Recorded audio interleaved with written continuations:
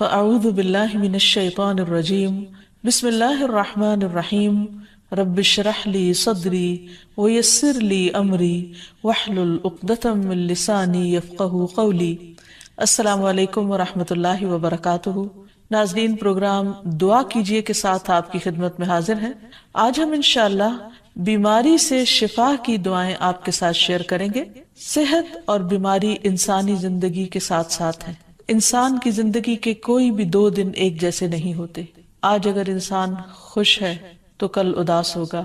اگر آج وہ اپنے جسم میں قوت محسوس کر رہا ہے تو کل بیمار ہو سکتا ہے۔ انسان کے اوپر دن میں بھی کئی بار مختلف طرح کی کیفیات گزرتی ہیں۔ کبھی انسان روحانی طور پر، جذباتی طور پر بیمار ہوتا ہے اور کبھی انسان جسمانی طور پر بیمار ہو جاتا ہے۔ بیماری کی کیفیت صحت کی کیفیت سے مختلف ہوتی ہے اور ہر انسان اس کو محسوس کر سکتا ہے۔ ایسی صورت میں انسان کو دوا کے ساتھ ساتھ اللہ سبحانہ وتعالیٰ کی طرف رجوع کرنا چاہیے اور اپنے لیے خوب خوب دعائیں کرنی چاہیے۔ بعض اوقات بیمار خود اپنے لیے دعا نہیں کر سکتا تو بیمار کی عیادت کرنے والے اور بیمار کو دیکھنے والے، اس کے دوست، رشتہ دار، عزیز، اقربا اور ایون ہسپتال کا عملہ مریض کے لیے ایسی دعائیں پڑھ سکتا ہے جو اس کے لیے شفا یابی کا ذریعہ ہو سکتی ہیں۔ تو بات یہ ہے کہ انسان ہر حال میں اپنے رب کا محتاج ہے اور اسے اپنی ہر ضرورت کے لیے اپنے رب کی طرف رجوع کرنا چاہیے، اور خصوصاً قبولیت کے مواقع پر رات کا پچھلا پہر اس کے لیے بہت مناسب ہے، جب اللہ سبحانہ وتعالیٰ بندوں کو پکارتے ہیں کہ ہے کوئی جو مجھ سے دعا کرے تو میں اس کی دعا قبول کر لوں، ہے کوئی جو مجھ سے سوال کرے تو میں اس کو جواب دوں، ہے کوئی جو مجھ سے استغفار کرے تو میں اس کو بخش دوں۔ تو جب انسان بیمار ہو اور خصوصاً اگر ایسی بیماری کا شکار ہو کہ جس میں بظاہر شفا کی کوئی امید نہ ہو، تو اسے اور بھی زیادہ خشوع و خضوع کے ساتھ اور ایسے اوقات میں اللہ تعالیٰ کی طرف رجوع کرنا چاہیے کہ جلد از جلد صحت یابی ہو سکے۔ اور اس سلسلے میں کبھی بھی انسان کو اللہ تعالیٰ سے مایوس نہیں ہونا چاہیے۔ پھر یہ بات یاد رہے کہ جب انسان دعا کرے تو اس سے پہلے اللہ سبحانہ وتعالیٰ کی تعریف کے کلمات کہنا نہ بھولے۔ تو آئیے آج ہم آپ کو دعا کرنے سے پہلے کچھ نئے کلمات بتائیں گے جو اللہ سبحانہ وتعالیٰ کی حمد و ثنا پر مبنی ہیں۔ ربنا لک الحمد ملء السماوات والارض وملء ما شئت من شيء بعد اهل الثناء والمجد احق ما قال العبد وكلنا لك عبد اللهم لا مانع لما اعطيت ولا معطي لما منعت ولا ينفع ذا الجد منك الجد۔ اے ہمارے رب، تمام تعریفیں تیرے ہی لیے ہیں جن سے آسمان اور زمین بھر جائیں، اور اس کے بعد جو تو چاہے وہ بھی اس سے بھر جائے۔ تو ہی تعریف اور بزرگی کے لائق ہے۔ بندے جو کہتے ہیں تو ان کا سب سے زیادہ حقدار تو ہے، اور ہم سب تیرے بندے ہیں۔ اے اللہ، جسے تو عطا کرنا چاہے اس سے کوئی روک نہیں سکتا، اور جسے تو نہ دینا چاہے اسے کوئی دے نہیں سکتا، اور کسی مرتبے والے کی بزرگی تیرے سامنے کوئی فائدہ نہیں دے سکتی۔ یعنی اللہ سبحانہ وتعالیٰ کے علاوہ کوئی بھی اور ایسا نہیں ہو سکتا جو انسان کی مشکل کو آسان کر سکے۔ تو آئیے اس کے ساتھ ہم دیکھتے ہیں کہ بیماری کے اسباب کیا ہوتے ہیں، بیماریاں کیوں آتی ہیں۔ سب سے پہلی بات تو یہ کہ بیماری اللہ کے اذن سے آتی ہے۔ جب تک اللہ سبحانہ وتعالیٰ کا اذن نہ ہو، انسان پر کوئی کسی قسم کی مشکل آ نہیں سکتی۔ قرآن مجید میں آتا ہے ما اصاب من مصیبت الا باذن اللہ، جو بھی مصیبت آتی ہے وہ اللہ کے اذن سے آتی ہے اور وہ تقدیر کا حصہ ہوتی ہے، اور اس میں اللہ سبحانہ وتعالیٰ کی حکمت اور مشیت کار فرما ہوتی ہے۔ اور وہ کیا ہو سکتی ہے؟ مثلاً اللہ تعالیٰ کسی بندے کے ساتھ بھلائی کا ارادہ کرتے ہیں، اس کے گناہ معاف کرنا چاہتے ہیں، اس کو کسی خاص چیز کی سمجھ دینا چاہتے ہیں تو اسے تکلیف میں مبتلا کر دیتے ہیں۔ کیونکہ بعض اوقات انسان زندگی میں اتنا مصروف ہوتا ہے اپنے روزانہ کے روٹین کے کاموں میں کہ وہ ٹھہر کر، رک کر، خاموشی کے ساتھ وقفہ لیے بغیر کوئی ایسی بات سوچتا نہیں کہ جو اسے سوچنی چاہیے، جو اللہ تعالیٰ چاہتے ہیں کہ وہ سوچے۔ تو جب انسان بیمار ہو جاتا ہے تو ایک اور کنڈیشن میں آ جاتا ہے، وہ آرام کی کیفیت میں آ جاتا ہے۔ ایسی صورت میں انسان کو وہ باتیں بھی سوچنے کا موقع مل جاتا ہے جو عام طور پر وہ نہیں سوچتا۔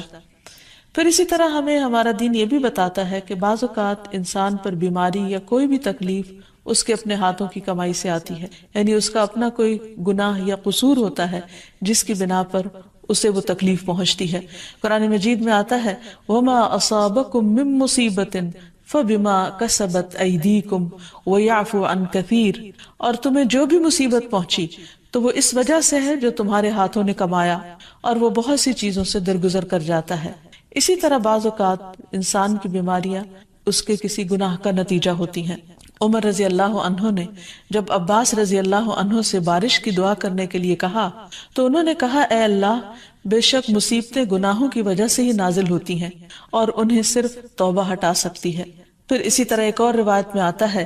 رسول اللہ صلی اللہ علیہ وسلم نے فرمایا جب بھی کسی رگ یا آنکھ کو نقصان پہنچتا ہے تو وہ کسی نہ کسی گناہ کی وجہ سے ہوتا ہے، لیکن جو تکالیف اللہ تعالیٰ ویسے ہی ٹالتا رہتا ہے وہ کہیں زیادہ ہو جاتی ہیں۔ پھر اسی طرح بعض بیماریاں انسانوں کے اعلانیہ گناہوں کی وجہ سے بھی ہوتی ہیں، جیسے کہ ایک حدیث میں آتا ہے جب کسی قوم میں بدکاری عام ہو جاتی ہے اور وہ اعلانیہ اس کا ارتکاب کرتے ہیں تو ان میں طاعون اور ایسی مختلف بیماریاں پھیل جاتی ہیں جو کہ ان سے پہلے گزرے ہوئے لوگوں میں نہ تھی۔ ابو امامہ باہلی سے روایت ہے کہ نبی صلی اللہ علیہ وسلم نے فرمایا جس بندے کو بھی بیماری سے پچھاڑ دیا گیا ہو تو اللہ تعالیٰ اسے جب بیماری سے اٹھاتا ہے تو وہ پاک ہوتا ہے۔ تو یہ ایک حقیقت ہے کہ انسان کے گناہ اس کے لیے مشکلات کا سبب بنتے ہیں۔ امام ابن القیم الجوزیہ لکھتے ہیں، ان کی ایک مشہور کتاب ہے الداء والدواء، بیماریاں اور علاج، اس میں وہ کہتے ہیں کہ کوئی بھی گناہ ایسا نہیں کہ جس کے اثرات نہ ہوں۔ انسان سے چھوٹی یا بڑی جو بھی کوئی غلطی صادر ہوتی ہے اس کے نتیجے میں کچھ نہ کچھ اثرات اس کی زندگی پر ضرور پڑتے ہیں۔ ہاں اگر اللہ تعالیٰ معاف کر دے تو وہ اور بات ہے، ورنہ ہر گناہ کی ایک تاثیر ہوتی ہے، اور ان تاثیرات میں سے ایک چیز یہ ہے کہ انسان مختلف قسم کی بیماریوں میں مبتلا ہو جاتا ہے۔ اسی لیے ہم دیکھتے ہیں کہ جب انسان بیماری میں مبتلا ہوتا ہے تو اللہ تعالیٰ اس بیماری کو اس کے گناہوں کا کفارہ بنا دیتے ہیں۔ جیسے حدیث میں آتا ہے کہ جس مسلمان کو کانٹا چبھے یا اس سے زیادہ کوئی تکلیف پہنچتی ہے تو اللہ تعالیٰ اس کے ذریعے اس کے گناہوں کو اس طرح دور کر دیتا ہے جس طرح درخت سے اس کے پتے جھڑتے ہیں۔ تو اس سے ہمیں یہ پتہ چلتا ہے کہ بیماریوں کے آنے کے مختلف اسباب ہوتے ہیں۔ بیماری بہرحال جس بھی وجہ سے آئے، لیکن اصل چیز دیکھنے کی یہ ہے کہ مومن کا رویہ کیا ہے۔ مومن کو اگر کوئی کانٹا بھی چبھتا ہے تو وہ اس پر صبر کرتا ہے۔ اس لیے بیماری یا تکلیف کے آنے پر انسان کو اللہ سے راضی رہنا چاہیے، شکوہ نہیں کرنا چاہیے، کیونکہ جو اللہ سے راضی ہو جاتا ہے کسی آزمائش پر، اللہ تعالیٰ بھی اس سے راضی ہو جاتا ہے۔ پھر اسی طرح اللہ تعالیٰ کا شکر ادا کرنا چاہیے، کیونکہ بیماری اس سے زیادہ شدید بھی ہو سکتی تھی، لہٰذا انسان کو اللہ تعالیٰ جس حال میں رکھے انسان اس پر شکر گزار رہے۔ پھر یہ کہ انسان کسی بھی بیماری میں کسی بھی قسم کی ہو اور زندگی کے کسی بھی حصے میں ہو اس میں مایوس نہ ہو، پر امید رہے کہ بیماری دور ہو جائے گی۔ پھر اسی طرح اگر بیماری طول پکڑ جائے تو انسان کو گھبرانا نہیں چاہیے، کیونکہ ہر گزرنے والا لمحہ انسان کے درجات میں اضافے کا سبب بنتا ہے اور اس کے گناہ مسلسل جھڑتے چلے جاتے ہیں حتیٰ کہ انسان بالکل پاک صاف ہو جاتا ہے۔ پھر اسی طرح انسان کو بیماری کی حالت میں دوسروں سے شکوے شکایات نہیں کرنی چاہیے، کیونکہ بیماری اللہ کے اذن سے آتی ہے، اور جب انسان ہر ایک کے آگے رونا رونے لگتا ہے تو گویا وہ اللہ تعالیٰ کا شکوہ کر رہا ہوتا ہے، جو چیز اللہ تعالیٰ کو پسند نہیں۔ پھر اسی طرح منہ سے برے الفاظ نہیں نکالنے چاہیے، بیماریوں کو کوسنا نہیں چاہیے، اور پھر ایسے الفاظ نہیں ادا کرنے چاہیے کہ مجھے لگتا ہے کہ اس بیماری میں میری زندگی چلی جائے گی، یا یہ کہ کسی مریض کی عیادت کے لیے جا کر اس کو اس قسم کی بات نہیں کرنی چاہیے، خواہ کتنی ہی خطرناک بیماری کیوں نہ ہو، ہمیشہ اسے امید دلانے چاہیے، کیونکہ مایوسی کے الفاظ اور برے بھلے اور منفی قسم کی باتیں اللہ تعالیٰ کو پسند نہیں، اور انسان ویسے بھی جیسے سوچتا ہے پھر اس کے ایکشن اس کے مطابق ہونے لگتے ہیں۔ اب یہ ہے کہ انسان بیماری میں دوا ضرور کرے، کیونکہ حدیث میں آتا ہے کہ اللہ تعالیٰ نے کوئی بیماری ایسی نہیں اتاری جس کے لیے دوا نہ اتاری ہو۔ ہاں جسے معلوم ہو اسے معلوم ہوتا ہے، اور جسے نہیں معلوم ہوتا اسے نہیں معلوم ہوتا۔ بعض اوقات اللہ تعالیٰ ڈاکٹر کے دل میں ڈال دیتا ہے اور اس کا علاج اس کو سمجھ میں آ جاتا ہے، اور بعض اوقات وہ بیماری لا علاج ہوتی ہے، حالانکہ اس کا علاج موجود ہوتا ہے مگر کسی کو بھی علاج سمجھ میں نہیں آتا۔ بہرحال نوعیت کچھ بھی ہو، تو علاج ضرور کراتے رہنا چاہیے، اور کبھی مایوس نہیں ہونا چاہیے کہ اس بیماری کا علاج ہو نہیں سکتا. نہیں، ایک کے بعد ایک کوشش انسان کرتا رہے، اور جب اللہ کا اذن ہوگا بیماری دور ہو جائے گی. اور اس کے ساتھ ساتھ انسان یہ بھی یقین رکھے کہ شفا اللہ کے ہاتھ میں ہے، کسی ڈاکٹر کے ہاتھ میں نہیں، کسی انسان کے ہاتھ میں نہیں، کیونکہ جب تک اللہ کا اذن نہ ہو شفا نہیں ہو سکتی، خواہ کوئی کتنا بھی بڑا ڈاکٹر کیوں نہ ہو. اسی لیے نبی صلی اللہ علیہ وسلم کی دعاؤں کے آخر میں آتا ہے کہ لا شفا الا شفاء، کوئی شفا نہیں مگر تیری ہی شفا، یعنی جو اللہ سبحانہ وتعالی اپنے بندے کو شفا عطا کرے. پھر اسی طرح یہ ہے کہ حضرت ابراہیم علیہ السلام نے اللہ سبحانہ وتعالی کے بارے میں فرمایا تھا کہ وَإِذَا مَرِضْتُ فَهُوَ يَشْفِينِ، کہ جب میں بیمار ہوتا ہوں تو وہی مجھے شفا دیتا ہے، یعنی اللہ تعالیٰ ہی اس بیماری کو دور کرتا ہے. اسی طرح ایک اور روایت سے بھی پتہ چلتا ہے کہ شفا دراصل اللہ سبحانہ وتعالیٰ کے ہاتھ میں ہے. حضرت عائشہ سے مروی ہے کہ رسول اللہ صلی اللہ علیہ وسلم دم کیا کرتے تھے اور یہ دعا پڑھتے تھے امسح البأس رب الناس بیدک الشفاء لا یکشف الکرب الا انت، اے لوگوں کے رب تکلیف کو دور کر دے، تیرے ہی ہاتھ میں شفا ہے، تیرے سوا اس کو دور کرنے والا اور کوئی بھی نہیں. پھر اسی طرح انسان جب کسی بیمار کی عادت کے لیے جائے تو اس پر بھی دعا پڑھے اور اس کے لیے دعا کرے. رسول اللہ صلی اللہ علیہ وسلم نے فرمایا جو مسلمان کسی ایسے بیمار کی عیادت کے لیے اس کے پاس آئے جس کی موت کا وقت قریب نہ آیا ہو اور 7 مرتبہ یہ پڑھے اسأل اللہ العظیم رب العرش العظیم ان یشفی فلانا من وجعہ، میں اس عظمت والے اللہ سے سوال کرتا ہوں جو عرش عظیم کا رب ہے کہ فلاں کو اس کی تکلیف سے شفا عطا فرمائے، تو اللہ عز و جل اسے شفا عطا فرما دیتا ہے. اور پھر ہم دیکھتے ہیں کہ تمام انبیاء اپنی بیماریوں میں تکلیفوں میں اللہ تعالیٰ کو پکارتے تھے، جیسا کہ ایوب علیہ السلام کی دعا قرآن مجید میں آتی ہے وَأَيُّوبَ إِذْ نَادَى رَبَّهُ أَنِّي مَسَّنِيَ الضُّرُّ وَأَنْتَ أَرْحَمُ الرَّاحِمِينَ فَاسْتَجَبْنَا لَهُ فَكَشَفْنَا مَا بِهِ مِنْ ضُرٍّ وَآتَيْنَاهُ أَهْلَهُ وَمِثْلَهُمْ مَعَهُمْ رَحْمَةً مِنْ عِنْدِنَا وَذِكْرَى لِلْعَابِدِينَ. اور ایوب جب اس نے اپنے رب کو پکارا کہ بے شک مجھے تکلیف پہنچی ہے اور تو رحم کرنے والوں میں سب سے زیادہ رحم کرنے والا ہے، تو ہم نے اس کی دعا قبول کر لی، پس اسے جو بھی تکلیف تھی اسے دور کر دیا اور اسے اس کے گھر والے اور ان کے ساتھ ان کی مثل اور عطا کر دیے اپنے پاس سے رحمت کے لیے اور ان لوگوں کی یاد دہانی کے لیے جو عبادت کرنے والے ہیں. اسی طرح رسول اللہ صلی اللہ علیہ وسلم نے ایک اور موقع پر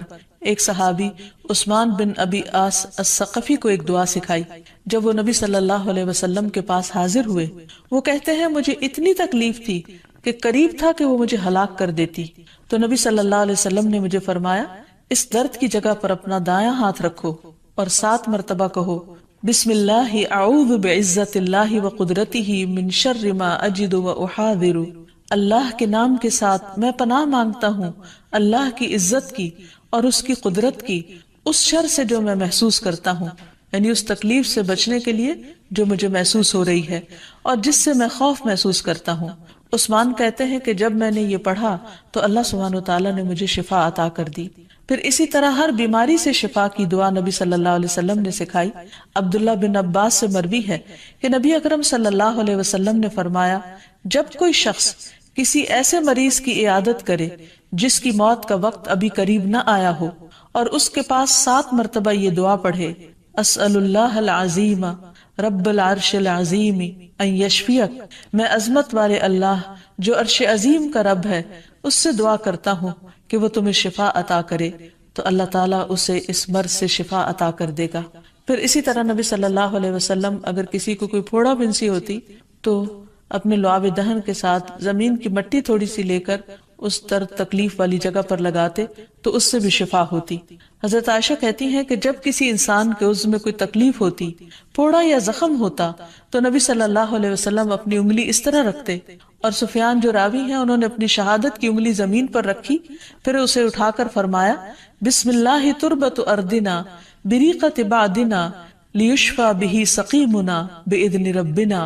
اللہ کے نام کے ساتھ ہماری زمین کی مٹی ہمارے رب کے حکم سے ہم میں سے بعض کے تھوک کے ساتھ ہمارے بیمار کو شفا دی جائے۔ یعنی لعاب دہن کا اپنا ایک اثر ہوتا ہے، اور لعاب دہن جو ہے ایک طرح سے دوا کا کام کرتا ہے، اور اللہ کا نام لے کر جب لعاب دہن لگایا جائے تو شفا ہوتی ہے۔ جیسے کہ ایک اور موقع پر نبی صلی اللہ علیہ وسلم نے ایک جلے ہوئے مریض کے اوپر یہی دعا پڑھ کر لعاب دہن لگایا تو اللہ تعالیٰ نے اس مریض کو شفا یاب کر دیا، اور وہ دعا تھی